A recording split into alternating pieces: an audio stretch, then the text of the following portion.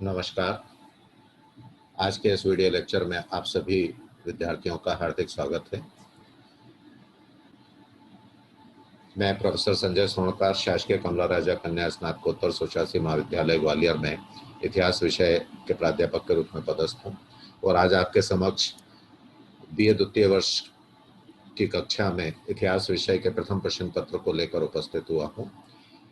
इस video lecture के जो मुख्य ऑब्जेक्टिव्स या उद्देश्य हैं उसमें बीए द्वितीय वर्ष के छात्रों के समक्ष उनके पाठ्यक्रम को प्रस्तुत करना, पाठ्यक्रम के महत्वपूर्ण बिंदुओं को एक्सप्लेन करना, छात्रों को स्टडी मटेरियल कलेक्ट करने के लिए प्रोत्साहित करना और इस वीडियो लेक्चर को सुनने वाले छात्रों के ज्ञान की परीक्षा के लिए कुछ असेसमेंट प्रोसेस से गुजरना।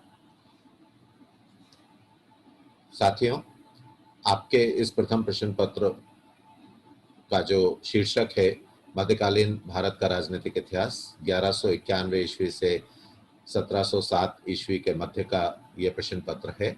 इस प्रश्न पत्र की प्रथम इकाई में, वैसे तो इसमें 5 इकाइयां हैं, इसके प्रथम इकाई में दिल्ली सल्तनत के इतिहास के विभिन्न स्रोतों को हमें पढ़ना होगा। दिल्ली सुल्तानों के अधीन जो दरबारी इतिहासकार थे उन्होंने तुर्की और फारसी भाषा में कई ग्रंथ लिखे थे और ये सारे जो ग्रंथ हैं ये तत्कालीन मध्यकालीन भारतीय इतिहास की रचना के लिए सहायक स्रोत माने जाते हैं। हम चाहे हसन निजामी की बात करें या मिनाजुल सिराज की बात करें, अमीर खुसरो की बात करें, जियाउद्दीन बर्नी, शमसे सिराज अफीफ, तुगलक शासक फिरोज शाह तुगलक जिन्होंने कुछ ग्रंथ लिखे थे, अपनी आत्मकथा भी लिखी थी, इन सारे ग्रंथों को जब हम पढ़ते हैं तब दिल्ली सल्तनत के इतिहास को हम समझ पाते हैं। भारत पर तुर्कों का आक्रमण 11वीं-12वीं शताब्दी में हो रहा है।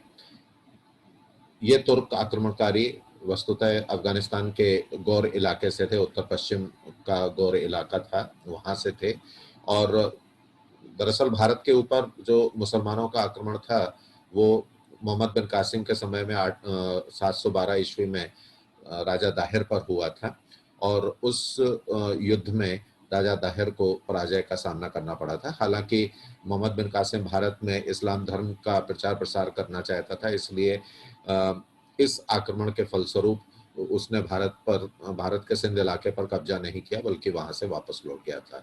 इसके पश्चात 10वीं शताब्दी में सुबुद्दीन और उसके पुत्र महमूद गजनवी ने भारत पर आक्रमण किया था। महमूद गजनवी ने तो 17 बार भारत के ऊपर आक्रमण किए और भारत के अकूत धन संपत्ति को लूटा था और उसके आक्रमण का मुख्य उद्देश्य भी यही था कि वह भारत की धन संपत्ति को लूटना चाहता था, क्योंकि उसने सुन रखा था कि भारत एक सोने की चिड़िया है।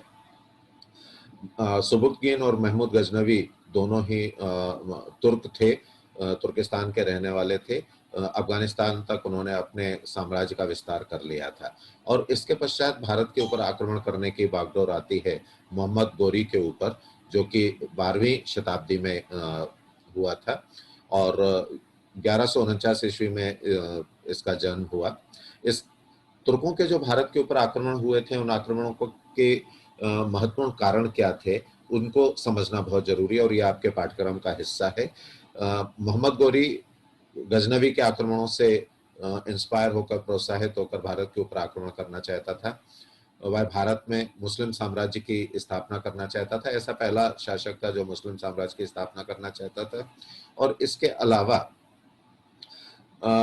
पश्चिम की ओर न जाते हुए पूर्व के देशों पर, पूर्व के क्षेत्रों पर आक्रमण करने का उसका अपना महत्वपूर्ण उद्देश्य था। मोहम्मद गोरी खुद साम्राज्यवादी था और इस वजह से अपने साम्राज्य का विस्तार करना चाहता था। भारत के धन संपत्ति के बारे में उसने बहुत कहानियां सुन रखी थी। उसके जानकारी में था कि भारत एक समृद्ध राष्ट्र है और यहाँ पर आक्रमण करके बहुत सारे धन संपत्ति को लूटा जा सकता है। इसके अलावा भारत के पंजाब प्रांत के कुछ हिस्से पर मुस्लिमों का अधिकार था, तो मोहम्मद गोरी यह अपना हक समझता था कि उस इलाके पर आक्रमण करके भारत तक अपने साम्राज्य का विस्तार कर लिया जाए। तो इन समस्त कारणों को, जो कारण मैंने आपके समक्ष रखे हैं, हमें अपने पाठ्यक्रम में विस्तार से पढ़ना होगा। ये आपके समक्ष एक क्वेश्चन है जो आपका असेसमेंट करेंगे। मोहम्मद गोरी किस देश से संबंधित था? इसमें 4 विकल्प दिए हुए हैं: अरब, मेसोपोटामिया, तुर्की, अफगानिस्तान। आपको ये बताना है कि मोहम्मद गोरी किस देश से संबंधित था। इस वीडियो लेक्चर के अंत में उत्तर दिए हुए हैं प्रश्नों के, तो उससे आप उसका मिलान कर सकते हैं। ये इस मानचित्र को आप देखिए कि किस तरह से मोहम्मद गोरी या तुर्क भारत में प्रविष्ट हुए थे। ये देखिए, यहाँ से ये जो भारत का पश्चिमोत्तर इलाका है, ये मुस्लिम आक्रमणकारी भारत में प्रविष्ट हुए और हमेशा उन्होंने भारत के ऊपर आक्रमण किया है। यहाँ सिंध से सिंध नदी को पार करते हुए पंजाब के इलाके में जहाँ ममलूक यानी मुस्लिम लोग शासन कर रहे थे, और आगे बढ़ते हैं तो ये चौहानों का शासन था, पृथ्वीराज चौहान का। तो ये जो इलाका था, यहाँ तक, इस इलाके तक उनका प्रभाव था, मुसलमानों का प्रभाव था। तो जिस समय मोहम्मद गोरी भारत पर आक्रमण करना चाहता था, तो यहाँ पर भारतीय शासकों का अधिकार था, लेकिन ये एक इलाका था जहाँ पंजाब के क्षेत्र में मलिक खुसरो शासन कर रहा था। मोहम्मद गोरी जब भारत पर आक्रमण करने के लिए आगे बढ़ा, तो उसने सबसे पहले मुल्तान और सिंध पर आक्रमण किया और वहां विजय प्राप्त की। इसके पश्चात 1178 ईस्वी में उसने गुजरात के अनिलवाड़ा नामक स्थान पर आक्रमण किया था, जहां पर मूलराज द्वितीय शासन कर रहा था। इस युद्ध में मोहम्मद गोरी को पराजय का सामना करना पड़ा और मूलराज द्वितीय की विजय हुई। 1181 ईस्वी में मोहम्मद गोरी ने पंजाब के मुस्लिम सूबेदार मलिक खुसरो के ऊपर आक्रमण किया था। इस आक्रमण का परिणाम भी मोहम्मद गोरी के पक्ष में गया था और मलिक खुसरो को अपनी सत्ता त्यागनी पड़ी थी। इस तरह से पंजाब पर मोहम्मद गोरी का आधिपत्य हो गया था। यहाँ महत्वपूर्ण बात यह है कि अनिलवाड़ा के शासक ने विजय प्राप्त करके मोहम्मद गोरी के अजय रहने पर प्रश्न चिन्ह लगाया था। हालांकि मोहम्मद गोरी के अन्य क्षेत्रों में विजय हो रही थी। मोहम्मद गोरी, ये देखिए, ये भारत का वर्तमान मानचित्र है और ये पाकिस्तान का जो इलाका है उस समय भारत में शामिल था। ये जो हरियाणा का क्षेत्र है, इस हरियाणा के क्षेत्र को मैं विशेष तौर पर हाईलाइट करके दिखाना चाह रहा हूँ कि ये इलाका ऐसा था जहाँ तराइन का मैदान था, जहाँ आगे आने वाले महत्वपूर्ण युद्ध हो रहे थे। मोहम्मद गोरी का महत्वपूर्ण युद्ध हुआ था पृथ्वीराज चौहान के साथ, जो कि अजमेर के शासक थे और इनका प्रभाव दिल्ली तक था। ये पृथ्वीराज चौहान हैं जिनके साथ मोहम्मद गोरी का महत्वपूर्ण युद्ध हुआ था, बल्कि 2 युद्ध हुए थे। तराइन का प्रथम युद्ध जो कि 1191 ईस्वी में हुआ था, तराइन के मैदान में हुए इस प्रथम युद्ध में पृथ्वीराज चौहान ने अपनी रण कुशलता का भरपूर परिचय दिया और मोहम्मद गोरी को परास्त कर दिया था। मोहम्मद गोरी को पीछे हटना पड़ा और वह वापस अफगानिस्तान की ओर गया। इसके बाद 1192 ईस्वी में, 1191 ईस्वी में जो ये युद्ध हुआ था, इस युद्ध में मोहम्मद गोरी को पराजित जरूर होना पड़ा था, लेकिन हमें ये जानना होगा कि इस प्रथम युद्ध के कारण क्या थे और परिणाम क्या निकले थे। निश्चित रूप से इन दोनों के ही मध्य जो युद्ध हुआ था उसके कई कारण थे। इसी तरह से हम 1192 ईस्वी में देखते हैं कि मोहम्मद गोरी अपनी पूरी ताकत के साथ फिर से भारत में प्रविष्ट होता है और पृथ्वीराज चौहान के ऊपर आक्रमण करता है। इस युद्ध में पृथ्वीराज चौहान को पराजय का सामना करना पड़ता है और मोहम्मद गोरी की विजय होती है। पृथ्वीराज चौहान को बंदी बना लिया जाता है।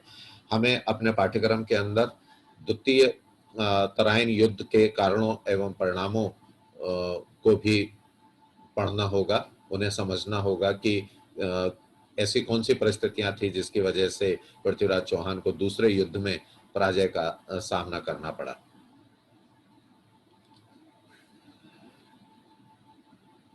तराइन के युद्धों में विजय प्राप्त करने के पश्चात एक महत्वपूर्ण युद्ध मोहम्मद गोरी को चंदावर का युद्ध लड़ना पड़ा था। और यह जो युद्ध था, यह युद्ध कन्नौज के शासक जयचंद्र के साथ हुआ था। यह वही जयचंद्र था जिसने पृथ्वीराज चौहान के ऊपर आक्रमण करने के लिए मोहम्मद गौरी को उकसाया था।